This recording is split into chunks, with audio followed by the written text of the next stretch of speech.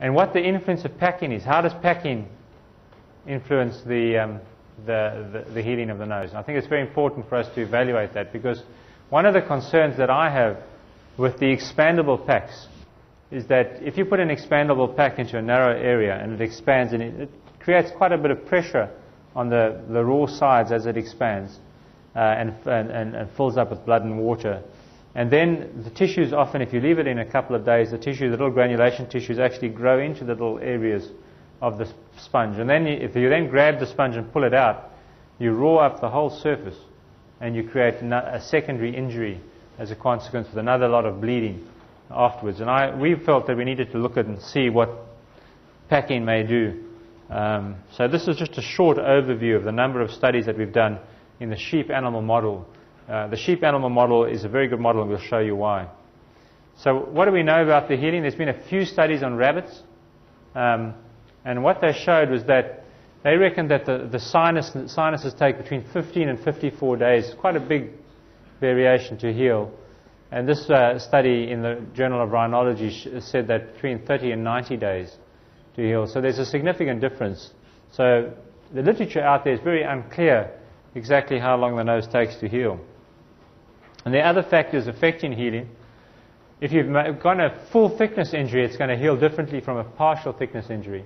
So if you've just got an abrasion over the mucosa, or if you've got a full thickness removal of the mucosa, the inflammatory state of the mucosa is very important. And I will show you some experiments that we've done just looking at the inflamed state and how the healing differs in the different inflamed state. And then the presence of packing, its presence, the types, and the length of time that the packing stays in after surgery. So this is a sagittal cut through a sheep's head. And you can see that this is the nasal cavity of the sheep. And this is the middle turbinate, where the middle turbinate is attached. The superior turbinate is up there. This is the ethmoidal complex. The unsnip process sits just over here with a reasonably good sized maxillary sinus. Frontal sinuses sit up here and go through the ethmoid complex. So the configuration of the maxillary sinus, ethmoidal complex, and frontal sinus is very similar to humans. So for us, it's a good model to work on. So with the sheep, with the CT scans, you can see this is the middle turbinate, and it's quite a confluated middle turbinate inside the nose. This is the maxillary sinuses here, which you can see within the maxillary sinuses. This is part of the ethmoidal complex with the ethmoidal labyrinth, and then the frontal sinuses again, which sit above this ethmoidal labyrinth. So you can see that you have the frontal, ethmoids, and maxillary, which sit in a very similar pattern to what we've got in the humans. And the sheep, if they are not dipped, in Australia, 100% of them get infected by the ostrus ovi, which is a nasal bot. And what the ostrus ovi bot does is it creates a eosinophilic-driven rhinosinusitis. And those of you who have been following the fungal debate will know that Jens Ponekau's group in Mayo Clinic feel that all chronic sinusitis is eosinophilic-driven, and it's all initiated by a fungus.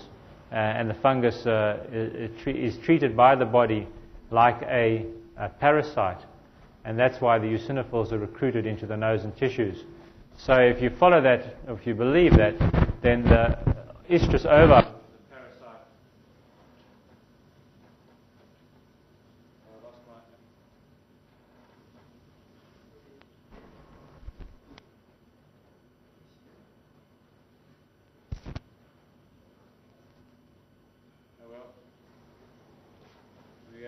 lost the battery a bit, Quinn.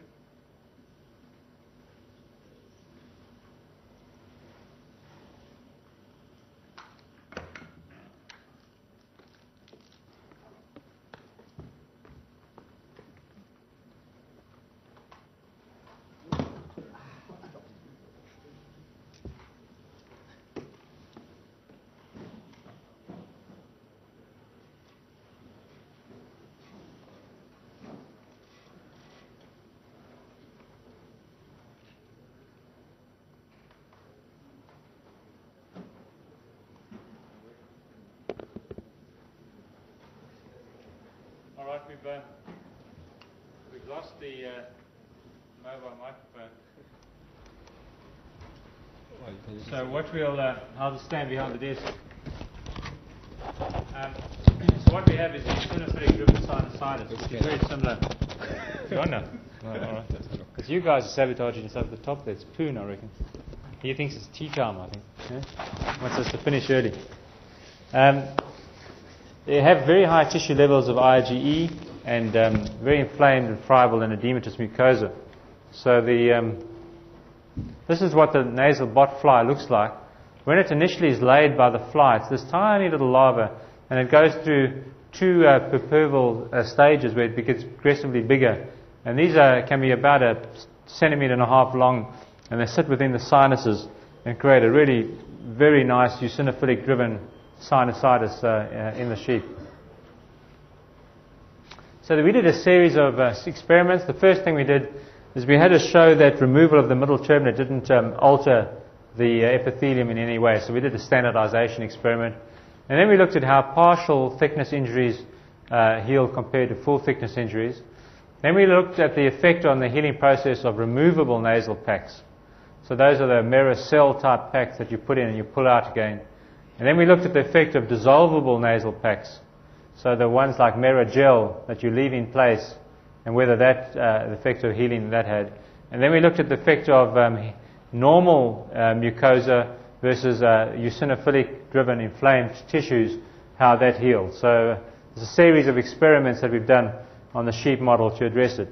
So we have a registrar who's an ENT surgeon who's doing a PhD, and this has been his project. This is him here, David McIntosh. And we have a fully equipped laboratory in which the sheep, we have endoscopes, TV cameras, straight shot, fully. We've had a whole set of sinus instruments specially lengthened by 7 centimeters. All of the instruments were lengthened by 7 centimeters to allow us to work within the nose and sinuses of the sheep. The sheep's under general anesthesia. So we intubate the sheep under general anesthesia, ventilate the sheep, and we do the sinus surgery the same way that you would do it in a patient. So the first thing we do is we'll take out those middle turbinates, and that gives us all this nasal mucosa which we can then expose. We looked at this removal of the turbinates on various things and showed that it had no effect at all. So the first series of experiments that we did is we looked at the effect of full thickness versus partial thickness injuries. 3-month healing period, 84 days, and we compared the partial thickness injury with the full thickness injury. And you can see that the full thickness injury, when we biopsied these on all of these time points, slowly healed up, but after 84 days, which is 3 months, we only had a 65% healing rate. So you only had 65% after full thickness injury, whereas partial thickness injury you got up to 80%. And there's obviously a significant difference in the speed and the way that it heals. But the other interesting thing that we found was that 3 months after the surgery, we still haven't got complete healing. We think that about 85% is complete healing because the biopsy process, by taking the biopsy, you get an injury around the edges of the biopsy. So we think that 85% probably equivalates to full healing. So the partial thickness injury is fully healed by 3 months, but the full thickness injury still hasn't. So it takes a long time. Basically, the take-home message is that it takes a long time to heal. So if you look at reciliation, now it's not only important to have an epithelial covering, but what happens to the cilia? Because a nose without cilia is not a functional organ. You've got to have cilia in the nose to have a functioning organ. So you can see that no cilia at 7 days, and then slowly you get increasing amounts of cilia. But the interesting thing to us in this graph was that if you notice that the graphs are all on the way up, there's no plateau. We haven't reached a plateau yet. So at our time point that we finished this experiment, we only had 65%, 70% in the full thickness, but very little. In the full thickness, only 30%, in the partial thickness, only 65%. So reciliation was far from complete after a full thickness injury. What about the effects of packing on the nose? Well, we've published this in the JLO about the fact that packing damages the mucosa. And we looked at ribbon gauze versus neuropathies. And we placed just straightforward ribbon gauze in the nose. And then we took biopsies in that region that we had put the ribbon gauze. And we showed that you had a significant injury with the ribbon gauze on that mucosal surface. You lost between 70 and 50% of the mucosal thickness with ribbon gauze. So very severe injury by just placing the ribbon gauze in the nose. The neuropathies, the cotton wool neuropathies had the least effect on the mucosa, and that's why when we prepare the nose preoperatively, we use cotton neuropathies, because that's the least traumatic effect on the mucosa. And we would suspect that removal would reopen the wound. That would be our anticipation. So we looked at Mericel. So we got the sheep, we created the wounds, we put Mericel on one side, nothing on the other side. So nothing is our control. So everything is compared against the control. 4-month healing period, 12 sheep, biopsies on day 21 to 112. Light microscopy and scanning electron microscopy to evaluate the return of the cilia on that. And what we showed that there really wasn't a significant difference between the two. Now we thought that we left a Mericel paxing for 5 days and pulled them out after 5 days, and we thought that what that would do would delay the healing significantly, but we couldn't show that, not in our experiment, that there was no difference, didn't have any detrimental effect on the healing process.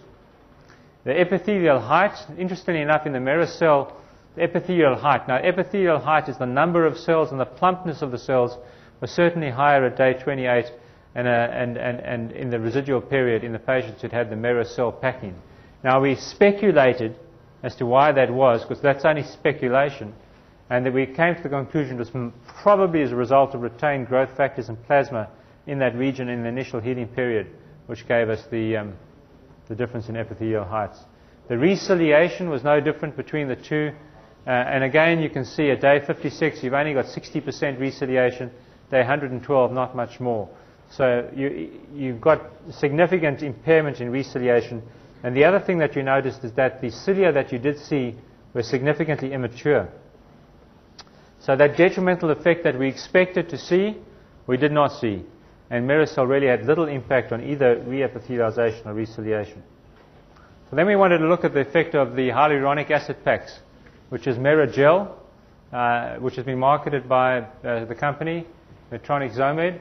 Little is known. I mean, there are fairly significant claims made by the company, but there's no scientific evidence to back a lot of these claims up with.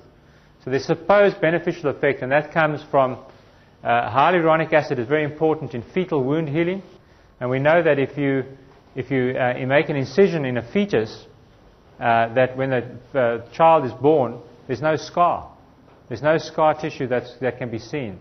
And one of the biggest reasons for that is the hyaluronic acid, the high levels of hyaluronic acid which prevent the scar formation. And the hyaluronic is supposed to provide a scaffolding. There has been some work in the pelvis on adhesion formation, which they showed some beneficial effect from it, but nothing in the nose. So we did exactly the same protocol for the healing period. And what we showed was that the Merigel did have a slightly improved healing process. Specifically, it seemed to heal up to what we considered fully healed slightly faster than the control. But really, we felt that the difference was not huge and probably not very clinically significant. But again, we had a very increased epithelial height size, again, which we think is the retained growth factors afterwards. And this is just to show you the difference in epithelial heights between the control and the packed sides. The cilia return, there was really no difference in cilia return. Merigel and control were very much the same right the way through. So even though we had a slightly improved epithelialization at this point in time, the reciliation wasn't huge.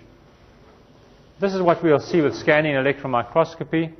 This is a typical scanning electron microscopy of a healing area. You can see you've got large raw areas which haven't got any cilia on it. This is epithelium which is covering. So you've got a covered epithelium, and then you're starting to get the bunches of cilia reforming. But there's no way that this surface can produce a decent mucociliary clearance. So even though you've got little bits of cilia over the place, you've got these large areas which you don't have cilia. This is day 56. So you can see that you have, on this scan, you'd have about a 30% reciliation of that particular scan. Day 112, you can see you're getting much better cilia formation. The cilia aren't so stubby and short They're not looking so immature as on the previous scan, but even though you've got areas of reasonably healthy cilia, you've got these other areas which are fairly denuded and don't have cilia on them. So this is one which looks a bit more healthy. You're starting to get a more diffuse pattern of reciliation. So this one we would consider a very good example of reciliation. So what we showed is that there was really no difference. Even the control may have been on a trend slightly better than the Merigel.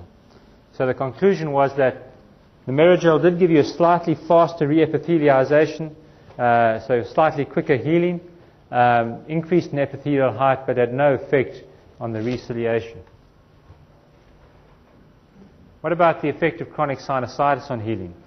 I think this is a clinically important scenario, which I think that if you've got significant inflammation, that you get increased scarring, and that the clinical outcome is worse. So that the more severe your disease, the more likely you are to have a worse clinical outcome. And that edematous friable mucosa with significant eosinophilic infiltration does not heal as well as less inflamed mucosa. So again, we did the same protocol, but with comparing 12 sheep with infected healing process with 12 without. And what you showed is that the healthy sheep heal a lot faster and have a plateau effect compared to the sheep with chronic sinusitis. Now what we did with these sheep is that these sheep never had the inflammatory focus removed. So that during the healing process we left the nasal bots in place. So we didn't take them out. So it's not like, if you look at the analogy with the patient with fungal sinus disease, when the patient has his operation, you will remove all the fungus from the sinus, take it all out, and that takes away that inflammatory stimulus from the sinuses. But in these sheep, we never took away that inflammatory stimulus, so we left it behind. So this would simulate a poorly done fess. So a fess where you had not taken out all the inflammatory material from the sinuses. And that's why I think in these patients, if you leave frontal sinus full of inflamed material after the operation, you continue to have that frontal sinus leaking this inflamed debris into your surgical field, which continues to stimulate that inflammatory response and gives you this very significantly depressed healing process. Epithelial heights really didn't make a huge difference, and the reciliation wasn't that significant either. So what we also wanted to do is look at the effect of adhesions. So we've developed this adhesion molecule. This is the sheep ethmoidal terminal. This is the lateral nasal wall. And you can see how that ethmoidal terminal sits nice and closely applied to the lateral nasal wall in a very similar manner to what the middle terminus sits in the nasal cavity. So what we did is we used Merigel between this surface and the lateral nasal wall. In the Merigel packed side, we had, in a limited series of sheep, 5 sheep, we had 30% with adhesions, and the unpacked side 70%. So this is preliminary data. We're still evaluating that, and I wouldn't make any firm or final conclusions on that, but it really just gives you the idea that we have got an adhesion molecule model in which we can evaluate these sort of packing materials to evaluate whether it actually does reduce the adhesions or not. So in conclusion, the full thickness injury certainly heals a lot slower than the partial thickness injury. Mericel had no effect. Merigel had little effect, slightly faster epithelialization on day 84, and I think what was important is that inflamed tissues heal much slower and much more poorly than tissues which are less inflamed. And Merigel did appear to have some slight beneficial effect on the adhesion formation, but that's still preliminary data. So what we would like to emphasize after looking at the healing of the nose is that mucosal preservation is paramount, and that healing occurs by 4 months before you can expect healing. So if that's important in your post-operative care and the length of time that you need your patients to douche after surgery, ciliary maturity is important, and 12 months before ciliary maturity comes back up to normal. It takes a while for the nose to heal. That's just some of the publications that we've had out of the sheep study so far. All right, any questions on sheep? I know all about sheep. How do you do the CT scan for the sheep? Oh, that's on a head. Oh, that's on the head. That's on a head. So they do not have preoperative CT scan? No.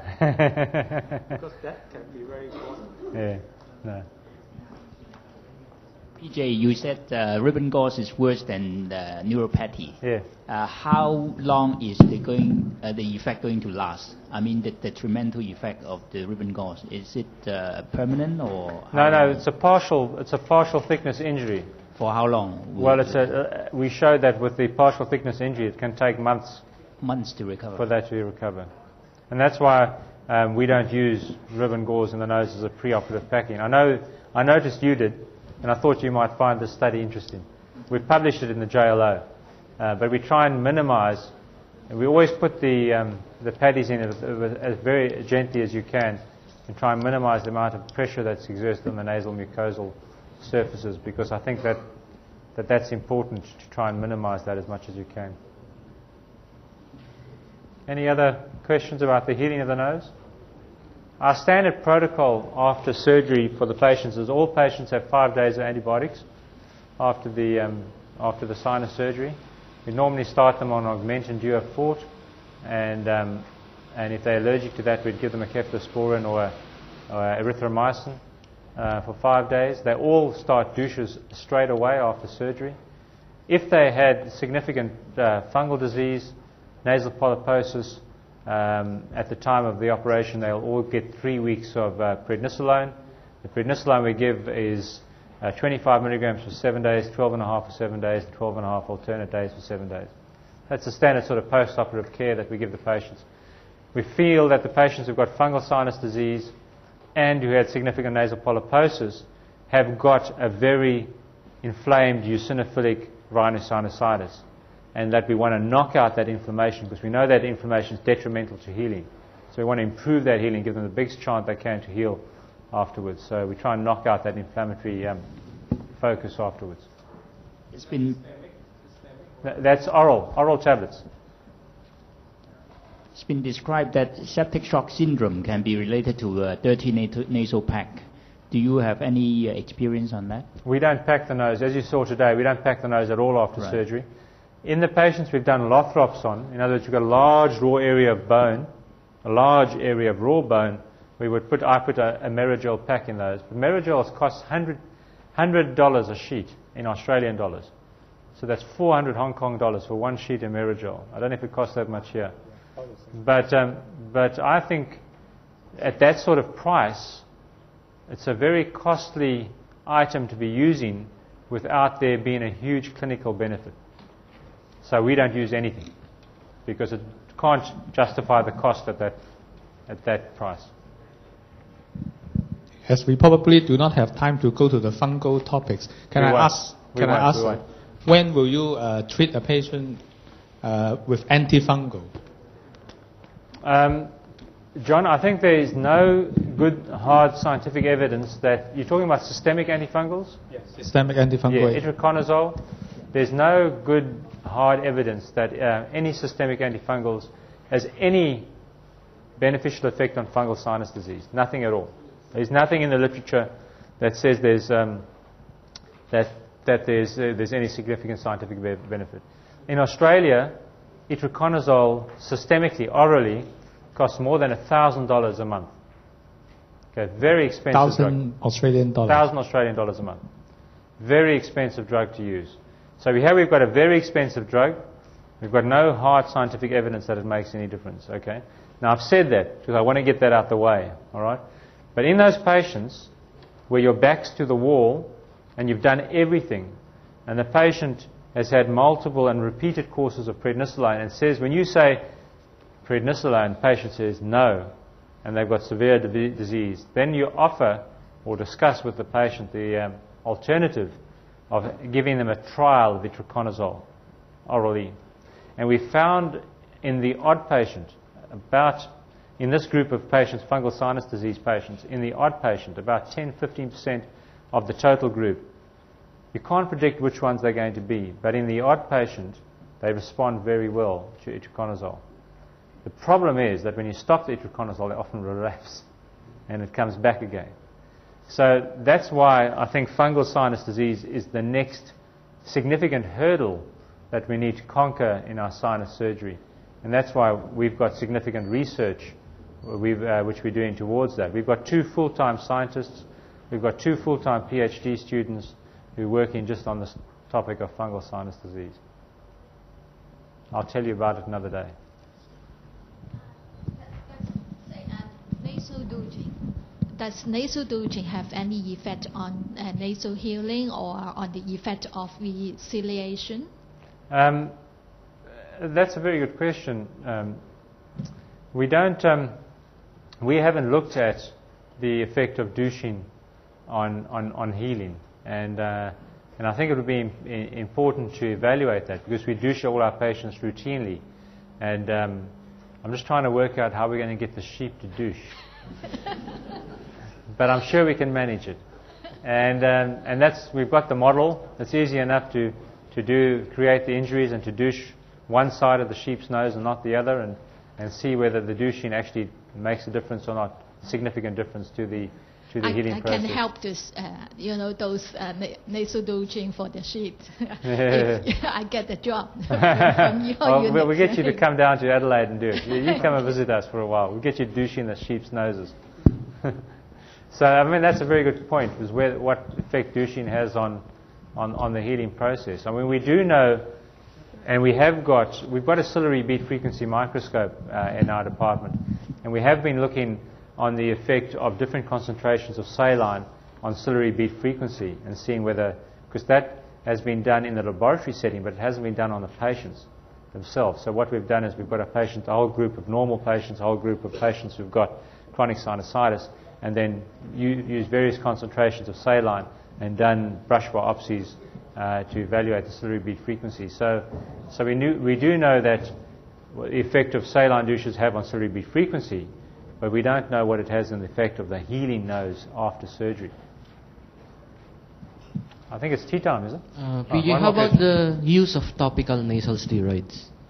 Topical nasal steroids, yeah, I mean, they're part of our standard preoperative medical care for the patients. So standard preoperative workup for the patient who would come would be history examination, nasal endoscopy. If at nasal endoscopy there's pus present in the nose, we would do a culture-directed swab and then put them on antibiotics for a minimum of 3 weeks. If there's no pus in the nose, they don't get antibiotics. We would then put them on nasal steroids and saline douches and evaluate them 2 months later. Do a CT scan. If their CT scan still has disease, and the disease is fairly minimal in nature, we will discuss the alternative with them of having a further course of prednisolone or not.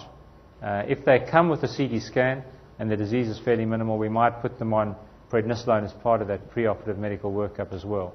And if they're still symptomatic after that, then we would offer them surgery. How about for post-operative?